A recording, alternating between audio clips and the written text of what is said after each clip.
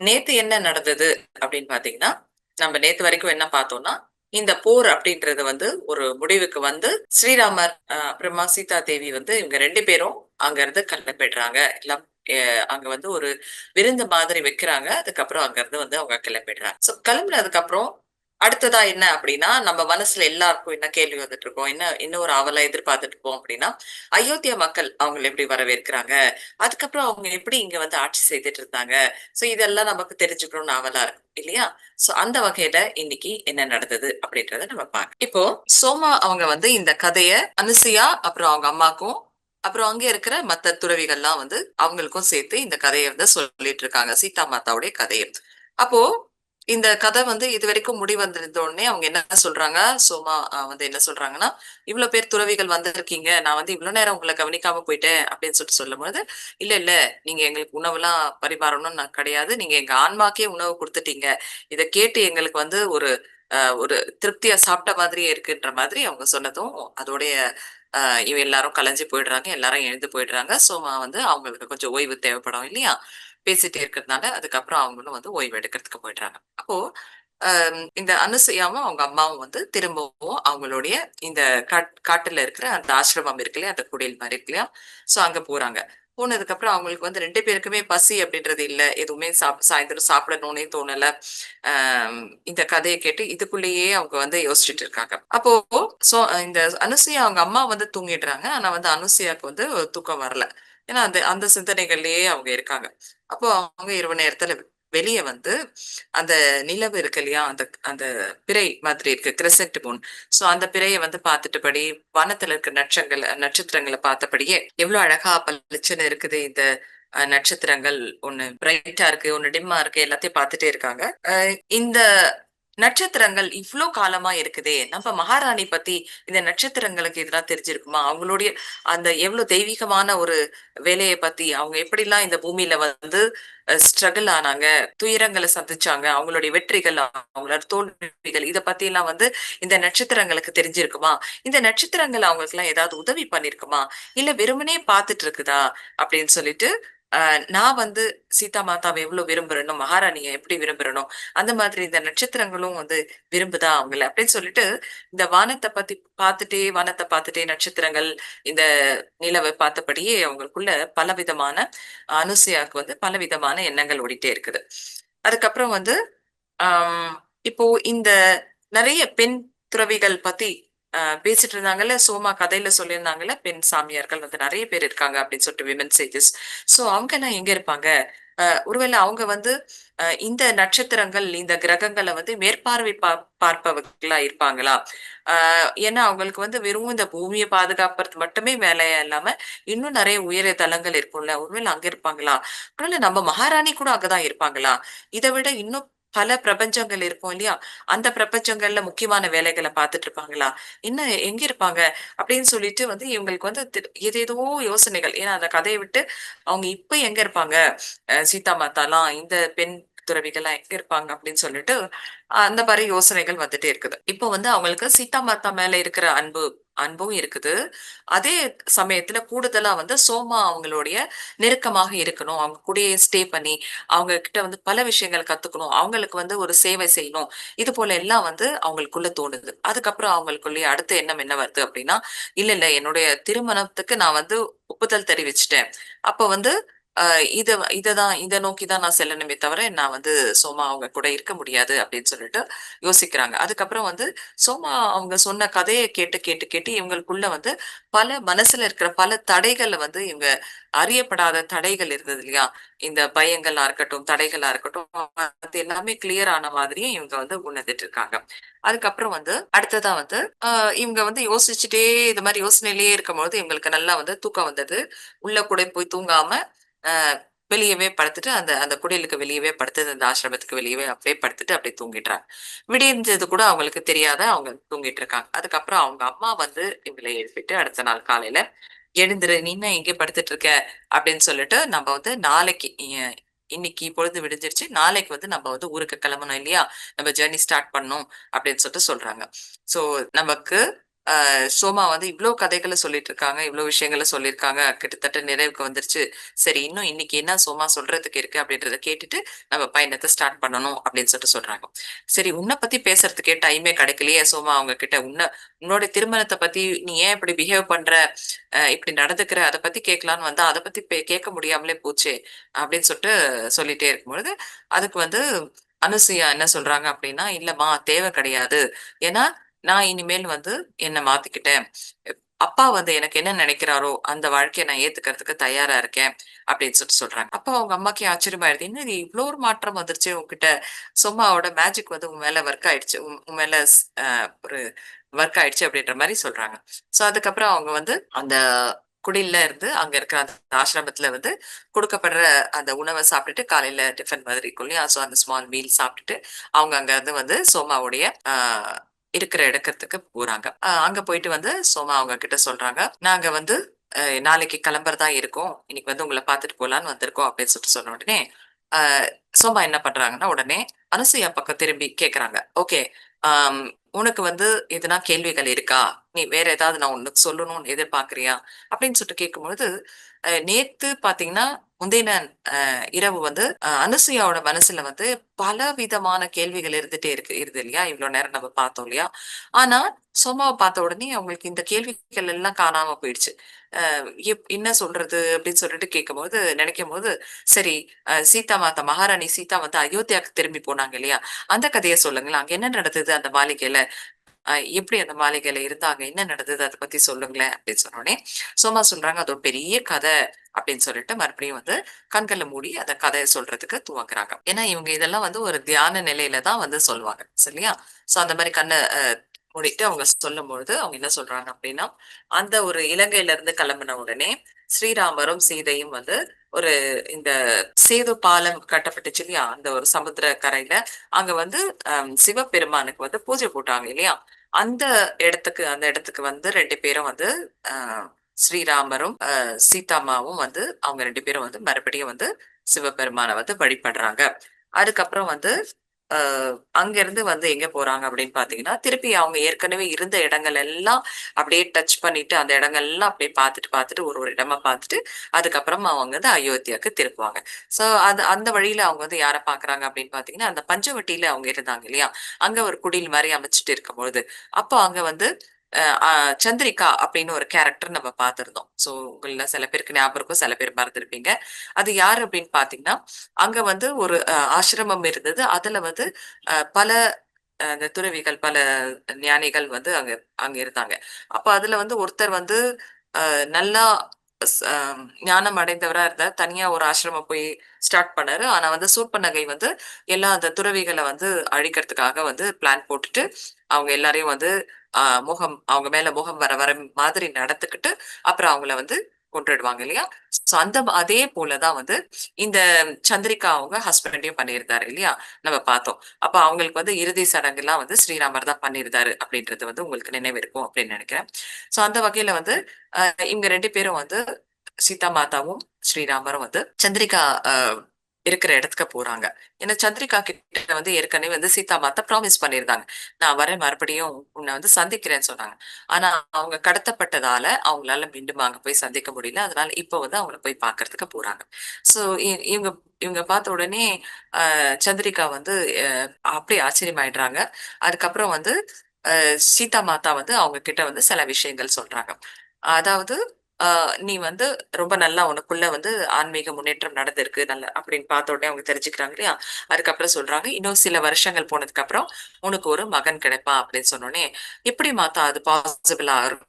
அப்படின்னு கேட்கறாங்க. ஏன்னா அவங்க கணவரும் இல்ல, இவங்க விதவையா இருக்காங்க இல்லையா? அதனால. அப்ப வந்து சீதா மாதா சொல்றாங்க, "இந்த காட்டுல வந்து இந்த வனத்துல வந்து ஒரு சின்ன பையன் வந்து சுத்தி திரிஞ்சுட்டு வருவான். இங்க அப்படியே சுத்திட்டு இருப்பான். ஸோ அவன் வந்து அவங்களுடைய தாயே வந்து அவங்கள நிராகரிச்சு இருப்பாங்க. சோ அந்த மாரி இருக்கும்போது தாயால கைவிடப்பட்ட அந்த குழந்தை, அந்த பையன் கிடைப்பான் உனக்கு. நீ அவன பார்த்த உடனே நீ அவன வந்து தத்தெடுத்துக்கணும். நீ அவன வளர்க்கணும். அ நீ உனக்குள்ள இருக்கிற அந்த ஃபுல் அன்பு, பாசம் இதெல்லாம் ஊட்டி அந்த குழந்தைய வந்து வளர்க்கணும். அவன் வந்து உன்னுடைய மாணவன் கூட. உன்கிட்ட இருந்து பல விஷயங்கள அவன் கத்துக்குவான். அ ஏன்னா உன் மனசுல வந்து அளவற்ற ஒரு அன்பு, ஒரு காதல் இருக்கு. ஆனா வந்து அது வந்து இன்னும் நிறைவு பெறல. அதுக்கு ஃபுல்ஃபில்மென்ட் தேவைப்படுது. ஏன்னா அவங்க வந்து அவ்ளோ பாசம் வச்சுட்டு இருந்தாங்கல்ல, தன்னுடைய கணவர் மேல வச்சுட்டு இருந்தாங்க. இப்போ வந்து அ தனியா இருக்காங்க. யாரும் இல்ல கிடையாது அவங்களுக்கு. அப்போ அவங்க மனசுல இந்த அந்த அன்ப வந்து ஒரு சேனலைஸ் பண்ணி ஒரு இடத்துக்கு போகணும் இல்லையா? யார் மேலனா அந்த அன்பு செலுத்தப்படணும் இல்லையா? அதனால உன் மனசுக்குள்ள இருக்கிற எல்லா அன்பும் வந்து அவனுக்கு அவனுக்கு குடுக்கணும். அந்த பையனுக்கு, அந்த பாலகனுக்கு அப்படின்னு சொல்றாங்க. அப்போ அந்த பாலகனுக்கும் வந்து உள்ளுக்குள்ள ஏதாவது ஒரு ட்ராமா இருக்கும் இல்லையா? ஆ தாயாலவே நிராகரிக்கப்பட்ட, இல்ல கைவிடப்பட்ட ஒரு குழந்தைன்னா, அதுக்கு எப்படி இருக்கும் மனசுல? அதனால அந்த குழந்தைக்கும் ஹீலிங் தேவைப்படும். அங்க வந்து செய்த பூர்வ ஜென்ம பலன்கள், பூர்வ ஜென்ம விஷயங்கள்னால அவங்களுக்கு ஏற்பட்ட அந்த ட்ராமா இருக்கும் இல்லையா? அந்த ஒரு ஐ மீன் கர்மா கூட சொல்லலாம். தன்னோட பூர்வ ஜென்மங்கள்ல செய்த ஒரு செயல்னால ஏற்படக்கூடிய விஷயம். ஸோ அது வந்து ஹீல் பண்றதுக்கு உன்னுடைய பாசம் அதுக்கு வந்து ஒரு மருந்தாக இருக்கும் அப்படின்னு சொன்ன உடனே, அப்படியே வந்து இந்த இந்த காட்சிய வந்து கற்பனை பண்ணி பார்க்கும்போது சந்திரிகா கண்ணுக்குள்ளயே வந்து தண்ணீர் வந்துருச்சு. அ கண்டிப்பா நான் அவங்கள வந்து மறுபடியும் கண்டுபிடிப்பேன். என்னோட மகன நான் கண்டுபிடிப்பேன் அப்படின்ற மாரி சொன்னாங்க. இதுக்கு முந்தி வந்து இவங்களுக்கு மகன்லாம் கிடையாது. ஹஸ்பண்ட் மட்டும் தான் இருந்தாங்க. சோ வந்து இவங்களுக்கு ஒரு மகன் கிடைக்க போறான் அப்படின்றத சொன்னாங்க. அதுக்கப்புறம் வந்து இப்போ சீதா மாதா சொல்றாங்க, இப்போ இந்த ஜென்மத்துல வந்து ரொம்ப உனக்கு அடங்குன உனக்கு நீ சொல்றதெல்லாம் கேட்கக்கூடிய நல்ல வெல் பிஹேவ்டா ஒரு உனக்கு வந்து மகன் இருப்பான், அந்த பையன் இருப்பான் அப்படின்னு சொல்லிட்டு. சோ இதெல்லாம் இவங்களுடைய உரையாடல்கள பார்த்துட்டு இருக்கிற ஸ்ரீராமர் வந்து சொல்றாரு, அ "சந்திரிகா நீ வந்து நீ செய்த தவம், உன்ன மாதிரி பல பேர் செய்த அந்த பிரார்த்தனை, தவத்தின் காரணமா வந்து சீதாக்கு வந்து ரொம்ப அந்த டிஃபிகல்ட் டைம்ல வந்து அ அந்த ஸ்ரீலங்கால லங்கையில இருக்கும்பொழுது, அவங்களுக்கு வந்து ரொம்ப அது வந்து ஹெல்ப்ஃபுல்லா இருந்தது. அவங்கள சுத்தி அ ஒரு ஆற்றல் வளையம் மாதிரி, ஒரு பாதுகாப்பு வளையம் மாரி உருவாக்குறதுக்கு அது வந்து யூஸ்ஃபுல்லா இருந்தது. அதனால நான் உனக்கு வந்து ரொம்ப நன்றி சொல்றேன். கடமைப்பட்டிருக்கேன்." அப்படின்னு சொல்லிட்டு ஸ்ரீராமர் சொன்ன உடனே, சந்திரிகா வந்து ஒரு மாரி எம்பரேஸ் ஆயிடுறாங்க. எம்பாரஸ்மென்ட் அவங்களுக்கு வந்து. "இன்னும் நம்மள போய் சொல்றாங்களே!" அப்படின்னு சொல்லிட்டு, "பிரபு என்ன சொல்றீங்க?" அப்படின்ற மாரி சொல்லும்பொழுது, சரின்னு நானா அப்படின்னு சொல்லும்போது, ஸ்ரீராமரும், சீதா மாதாவும் ஸ்மைல் பண்ணிட்டு விட்டுறாங்க. அதுக்கப்புறம் வந்து சீதா மாதா சொல்றாங்க, கிட்ட போயிட்டு சந்திரிகா கிட்ட, இது வேற யாரும் இல்ல. உன்னுடைய கணவர் தான் உனக்கு வந்து இந்த ஜென்மத்துல உனக்கு மகனா வரப்போறாரு. அது எதனால நடந்ததுன்னா, ஸ்ரீராமர் னால தான் நடந்தது. அவர் தான் உன்னுடைய கணவருக்கு வந்து இறுதி சடங்கெல்லாம் பண்ணிட்டு, அதுக்கப்புறமும் கூட அவர வந்து கைட் பண்ணிட்டே இருக்கிறாரு. உன்கிட்ட வந்து சேரணும் அப்படின்றதுக்காக, அப்படின்னு சொல்லிட்டு சொல்றாங்க. கணவன் எப்படிலாம் ஒரு நல்ல ஒரு சிறந்த ஒரு சேஜா இருக்கணும், ஒரு ஞானியா இருக்கணும், ஒரு ஒரு அ செயின்ட்டா இருக்கணும் அப்படின்னு நினைச்சோ, சேஜா இருக்கணும்னு நினைச்சியோ, அந்த மாதிரி வந்து நீ வந்து உன்னுடைய பிள்ளைய வளர்க்கணும். அதோட மேன்மையா வளர்க்கணும் அப்படின்ற மாரி சொல்றாங்க. நீ வளர்த்த வளர்ப்பு நீ வந்து போடுற அந்த ஃபவுண்டேஷன் வந்து அவன் வாழ்க்கையில இருந்து இனி அந்த ஒரு அ அடித்தளத்துல இருந்து அவன் வந்து திரும்ப வேற பக்கம் போக மாட்டான். டைவர்ட் ஆகி தப்பான வழிகளுக்கு போக மாட்டான் அப்படின்றத வந்து சொல்லிட்டு, இங்க 2 பேரும் வந்து ஆம் சந்திரிகாவ வந்து ஆசீர்வதித்து அவங்க இங்கிருந்து கிளம்பிடுறாங்க. சோ கிளம்பி அயோத்தியாக்கு போயிடுறாங்க. சோ அயோத்தியா மக்கள் எப்படி வரவேற்கிறதுக்கு தயாரா இருக்காங்க அப்படின்னா, இவங்க அங்க போன உடனே அத வந்து ரொம்ப பெரிய ஒரு செலிப்ரேஷனா கொண்டாடுறாங்க. அ இன்னும் கூட வந்து நம்ம சொல்லுவோம் இல்லையா? அவங்க அந்த ஒரு நாள தான் வந்து நம்ம தீபாவளிலாம் செலிப்ரேட் பண்றோம் அப்படின்ற மாரி. சோ அந்த மாதிரி வந்து அவ்ளோ ஒரு கோலாகலமா, வான வேடிக்கைகள் எல்லாம் ஊர் ஃபுல்லா அந்த அந்த அயோத்தியா மொத்தம் வந்து ஒரு ஃபெஸ்டிவல் மாதிரி ஒரு ஒரு திருவிழா மாதிரி, ஒரு பண்டிகை மாதிரி எல்லாருக்கும் அவ்ளோ ஒரு சந்தோஷம், அவ்ளோ ஒரு ஆனந்தம். ஸ்ரீராமரையும், சீதா மாதாவையும் திரும்ப பார்க்கறதுல. அப்போ வந்து இதுல சோமா தானே இந்த கதைகள்லாம் சொல்லிட்டு வராங்க. சோமா என்ன சொல்றாங்க அப்டின்னா, இவங்க வந்து எவ்ளோ களைச்சு போயிருக்கிறாங்க. இவ்ளோ பெரிய ஜர்னில இருந்து அவங்க திரும்ப வந்திருக்காங்க. அப்டின்னு சொல்லிட்டு அவங்களுடைய தபஸ்யா இந்த தவம் பண்ணியிருக்காங்க. சீதா மாதா எவ்ளோ கடுமையா அந்த அவங்களுடைய ஜர்னி இருந்திருக்கு, அவங்களோட பயணம் இருந்திருக்கு அப்படின்றத வந்து அவங்க வந்து உணர முடியுது இவங்கள பார்த்த உடனே. ஸோ சீதா மாதா வந்து ஏற்கனவே எவ்ளோ அழகு ஒரு ஜொலிக்கும் அழகுல இருந்தாங்க. இப்ப இவங்கள பார்த்த உடனே அதே அழகு வந்து இப்பவும் இருக்குது. ஆனா இன்னும் கொஞ்சம் மெச்சூரிட்டியான அந்த ஒரு முதிர்ச்சி அடைந்த ஒரு அழகு அவ்வளோ ஃபேஸ்ல அப்படின்னு சொல்லிட்டு அந்த க்ளோ இருக்குது இன்னும் கூட அப்படின்னு சொல்லிட்டு சொல்லியிருக்காங்க. ஆனா அவங்களுடைய லைஃப் எனர்ஜி அந்த உயிராற்றல் வந்து கொஞ்சம் பலகீனம் அடைந்ததை வந்து உணர முடியுது சோமாவால. ஏன்னா சோமா வந்து சீதா மாதா கிட்ட ரொம்ப கனெக்டடா இருக்காங்க. சீதா மாதா எதை நினைச்சாலுமே அதையே உடனே செயல்படுத்திட்டு வந்து நிப்பாங்க அவங்க முன்னாடி. அந்த அளவுக்கு இருப்பாங்க. இவங்க சொல்றதுக்கு முன்னாடியே அவங்களால உணர முடியும். அப்படி ஒரு கனெக்ஷன் இவங்க 2 பேருக்கும் இருந்தது. அதுக்கப்புறம் வந்து இருந்தாலும் வந்து இவங்க இந்த சோமாக்கு வந்து சீதா மாதாவ பார்த்த உடனே சந்தோஷமும் இருக்கு. ஆனா அதே சமயத்துல வந்து அவங்க இவ்ளோ கஷ்டப்பட்டு இவ்ளோ பிரச்சனைகள் தாண்டி வந்திருக்காங்களே! அவங்க அந்த சோதனைகள தாண்டி வந்திருக்காங்களே! அப்படின்ற அந்த ஒரு நெனப்பும் இருக்கு. ஸோ 2மே மாறி, மாறி இருக்குது. ஸ்ரீராமர் கூட ஒரு வேள அந்த மாதிரி இருக்கலாம். அவரும் வந்து பல கஷ்டமான ஒரு சூழ்நிலைகள்ல சந்திச்சிருக்கலாம். அவர் கூட ரொம்ப டயர்டா இருக்கலாம். மேபி அது மாரிலாம் இருக்கலாம். ஆனா, இவங்களுக்கு வந்து அத பத்தி தெரியல. சோமாக்கு வந்து இவங்க ரியலைஸ் பண்ண முடிஞ்சதெல்லாம், மாதா கிட்ட இருக்கிற சீதா மாதா கிட்ட இருக்கிற மாற்றங்கள் மட்டும் தான். அவங்க எப்படி நடக்குறாங்க, முதல்ல எப்படி நடப்பாங்க, இப்ப எப்படி நடக்குறாங்க, கொஞ்சம் வீக் ஆன மாதிரி நடக்குறாங்க. இதெல்லாம் அவங்க எப்படி பேசுறாங்க, முதல்ல எப்படி பேசிட்டு இருந்தாங்க, அதெல்லாம் அப்படியே இன்னும் அந்த பதிவுகள் வந்து சோமா கிட்ட இருந்துட்டே தான் இருக்கு. அப்போ இப்ப என்னென்ன மாற்றங்கள் இருக்கு? ஒரு இளமையான ஒரு கப்பிள் 2 ஜோடியாக இவங்க 2 பேரும் இங்கருந்து அயோத்தியா விட்டு கிளம்புனாங்க. இப்ப வந்து கொஞ்சம் மெச்சூரிட்டியான அ ஒரு கப்பிளா திரும்பி வந்திருக்காங்க. ஆனா இவங்களுக்குள்ள இருக்கிற அந்த டீப் ஒரு அண்டர்ஸ்டாண்டிங், புரிதல் அது வந்து ஒருத்தருக்கு ஒருத்தர் இன்னும் அதிகரிச்சு தான் இருக்கே தவிர குறையல. அப்படின்னு சொல்லிட்டு ஒருத்தருக்கு ஒருத்தர் அவங்க அவங்க எடுத்துக்கிற அ ஒரு பாசம், ஒரு ஒரு அரவணைப்பு, ஒரு அக்கறை இது எல்லாமே வந்து அதிகரிச்சு தான் இருக்கு அப்படின்னு சொல்லிட்டு நினைக்கிறாங்க. சோமா. இப்போ வந்து சோமா வந்து தனியா சீதா மாதா தனியா இருக்கும்பொழுது, சோமா வந்து அவங்கள போய் சந்திக்கிறதுக்கு போறாங்க.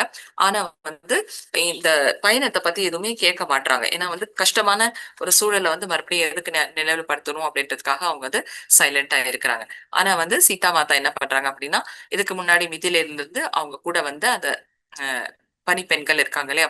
அவங்கலாம் எங்க இருக்காங்க? அவங்களுக்கு என்ன ஆச்சு? எப்படி இருக்காங்க? என்ன ஏதுன்னு சொல்லிட்டு கேட்டு கேட்டுக்கிறாங்க. இந்த சோமா கிட்ட கேட்குறாங்க இது எல்லாத்தையும். அதுக்கப்புறம் வந்து மகாராணிகள் இருந்தாங்க இல்லையா? அதாவது கைகேயி மாதாவா இருக்கட்டும், சுமித்ரா மாதாவா இருக்கட்டும், இவங்க எல்லாமே வந்து இவங்க இந்த 3 அ மகாராணிகளும் இருந்தாங்க இல்லையா? அவங்க எல்லாம் வந்து எப்படி இருக்காங்க? அப்படின்னு சொல்லிட்டு அதையுமே வந்து அவங்க கேட்குறாங்க. எப்படி இருக்காங்க? என்ன பண்ணிட்டு இருக்காங்க? அப்படின்ற மாரி கேட்குறாங்க. அப்புறம் வந்து குறிப்பா அவங்களுடைய தங்கை இருக்காங்க இல்லையா? உர்மிளா அப்படின்னு சொல்லிட்டு. ஸோ அவங்கள பத்தியுமே வந்து கேட்குறாங்க. எப்படி என்ன பண்றாங்க? எப்படி பண்றாங்கன்னு சொல்லிட்டு. இவ்வளவு தியானம் வந்து இன்டென்சிவா தியானம் பண்ணிட்டு இருந்தாங்கல்ல, அவங்களுடைய ஆற்றலும் கூட இவங்களுக்கு சென்றடைந்தது இல்லையா? அதனால. ஸோ இப்ப இது எல்லாமே வந்து கேட்டு, அந்த அங்கத்தின் நிலவரம் எல்லாம் கேட்டு தெரிஞ்சுக்கிறாங்க. இப்ப வந்து அடுத்ததா வந்து ஸ்ரீராமர் வந்து அயோத்தியால இருந்து கிளம்பும்போது அவருடைய முடிசூட்டு விழா நடக்கிறதுக்கு இருந்தது. அது இப்ப நடக்கணும் இல்லையா? அதனால அந்த ஒரு ஏற்பாடுகள் நடந்து, அ எங்களுக்கு வந்து ஸ்ரீராமருக்கு வந்து முடிசூட்டு விழா நடக்குது. இவங்க ராணியும் வந்து சீதா மாதாவும் ராணி ஆயிட்டு அந்த பேலஸ்ல வந்து ஓரளவுக்கு செட்டில் ஆயிடுறாங்க.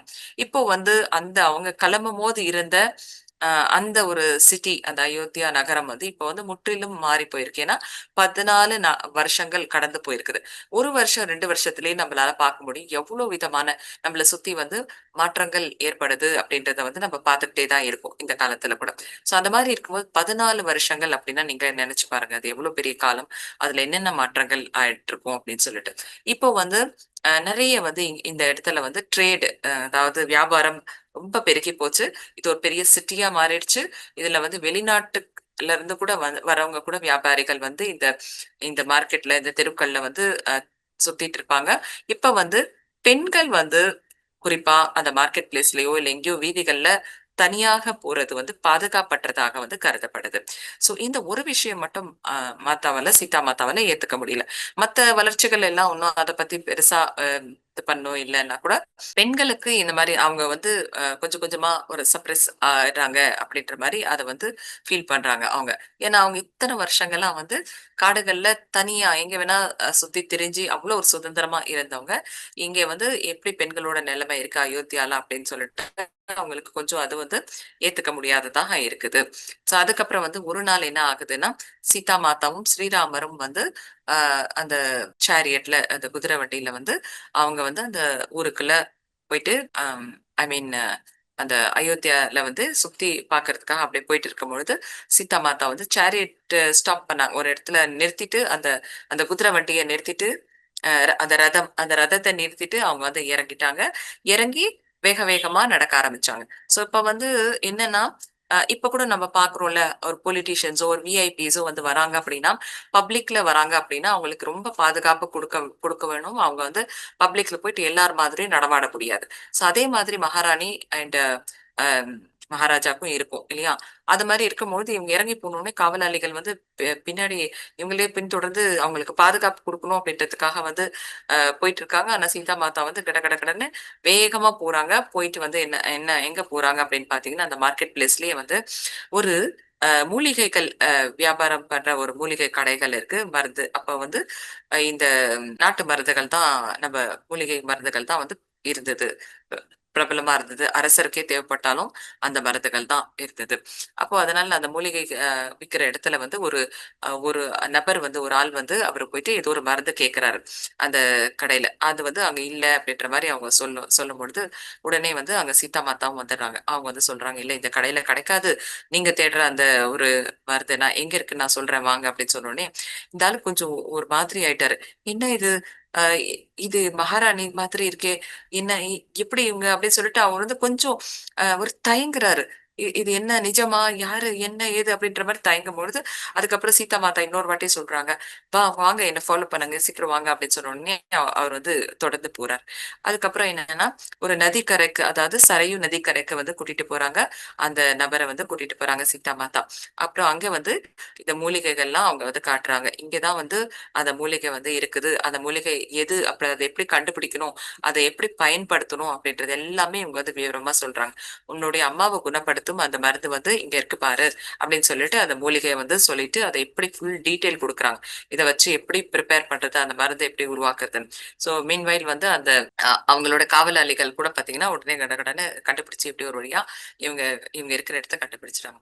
அதுக்கப்புறம் வந்து அ அவங்க சீதா மாதா சொல்லி அனுப்புறாங்க. அந்த அந்த நபர்கிட்ட சொல்லி அனுப்புறாங்க.